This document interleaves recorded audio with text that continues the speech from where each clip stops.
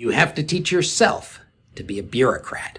Hey, I am Chuck the bureaucrat, and I often say that at a certain point in a person's career, particularly someone who's going to be very successful, you turn into a bureaucrat. Not because you're a bad person, but because you'll eventually get promoted into a position where you're responsible for making decisions about a scarce resource. You're going to have to say no when people ask for things. There's going to be rules about how you distribute that resource. Rules that you have to follow and enforce. And what's more, if you rise high enough in the organization or just stay around long enough, you'll find yourself in a position where you have to write and shape those rules. So while there's going to be people who wring their hands worrying about the difference between leadership and management, and they say things like, you lead people and you manage things, you can't get away from the basic fact that those people want things that you're responsible for distributing. So there's an unusual challenge that you're going to face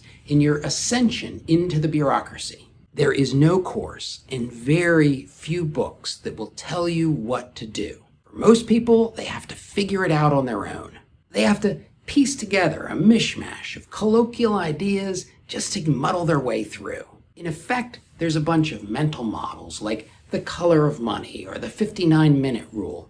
They're usually rooted in law or policy, but the things people say and the laws that support them, well, that's usually not explained.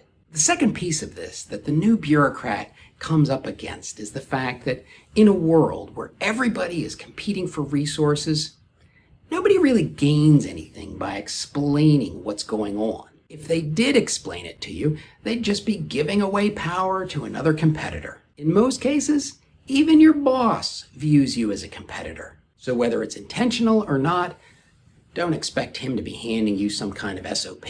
But you can't just sit around and complain about it. You have to self-train. You have to identify the knowledge that you need but don't have. And then you're going to have to close the gap. You got to do all of this on your own with no real expectation of help. Of course, that's where I come in. There's a few things you can do to help teach yourself to navigate this bureaucracy. First, start by playing a little game with the hierarchy of federal documents. See, there's at least 6 layers to this hierarchy. U.S. Code, Public Law, Executive Orders, Office of Management Budget, DoD issuances, Army regulations. Of course, if you're in the Navy or Air Force, you have your own version of that last one. And here's the thing about this hierarchy. You don't have to learn everything in a particular layer. You have to figure out how the pieces of all the layers line up for that particular part of the bureaucracy you're responsible for. Lately, I've been spending a lot of time on cybersecurity. So here's a stack of documents that I've come to care about. AR 25-2, DoD Instruction 5000.90, OMB Circular A130, Executive Order 14028, the State and Local Cybersecurity Act of 2021, and Title 10 of U.S. Code 392 Alpha, Principal Cyber Advisors. And now you start to play this game. Almost everything that people say and do is rooted somewhere in this hierarchy. So start finding those documents. And just as an aside, the people who win the most arguments are typically the ones who can tie their justification to the highest level documents. So if you want to win, you got to start putting it all together. In addition to finding written guidance, start figuring out what words and acronyms mean. I find that in any given meeting, almost half the people are either misusing or misunderstanding the words that they're hearing and saying. Please do not be the kind of guy who just nods along for 3 months guessing what everybody's talking about. If you're running a meeting, feel free to stop someone and ask what they mean. It'll help everybody. And if you're just a major against the wall and you don't understand something somebody says, ask the guy beside you, or better yet, make a note to look it up later. One time I was coming back from a meeting with multiple SESs and 3-star generals, and I asked about the meaning of a word that was in the title of the brief. And my SES, with a straight face, says, nobody knows. Well, you should know, and know why nobody else knows. The third thing to do is you figure out how the bureaucracy works, is focus on how the processes work. Part of this will just be by observing.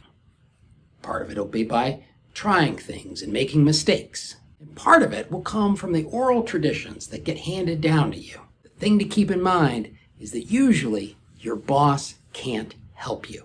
She's busy and she needs you to work it out for yourself. You're probably not going to get much help from your peers. They're apt to not know much more than you. And really, all they're trying to do is impress the big boss so they can get promoted again. And even the ones who want to teach you, well, a lot of times they're kind of second string players who don't really understand what the big boss wants, and therefore the things they teach you, well, they're not the things that are important to leadership. So when a peer does tell you how a process works, to be honest, sometimes they can do more harm than good.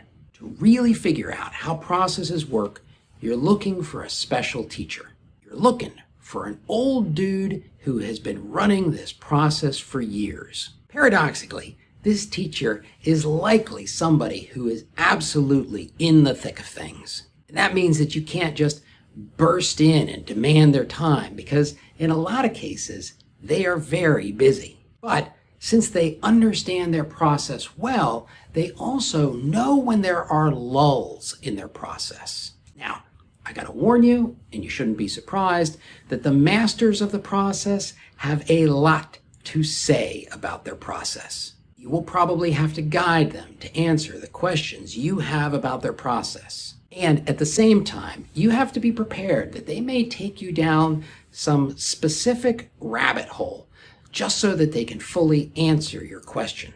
Navigating a conversation with this kind of person is a skill that you're going to need over and over as a bureaucrat. You're going to get promoted into jobs with different processes, different technologies, and different guiding principles. You're going to have to train yourself over and over again to prove that you have what it takes. That's why West Point has a special technique to teach cadets how to learn.